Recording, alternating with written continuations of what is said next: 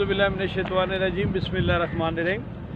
मुल्तान में हमारा पहला दिन है, तो अभी हम जाएंगे तकरीबन मज़ारों पे, कुछ हमने हाज़िरी देनी है। और उससे पहले अली हमें लेके आए हैं, एक बाग है, इन्होंने हमें किन्नू भी खिलाए हैं। इनके दोस्त के ये खेत हैं सारे, तमाम देखिएगा आप।